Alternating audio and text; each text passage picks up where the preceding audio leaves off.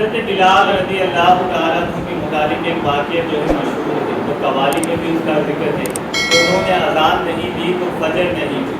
یعنی یہ واقعہ اس طرح سے جو ہے گڑھا گیا ہے کہ ایک مرتبہ حضرت بلال کو اذان دینے سے روک دیا گیا.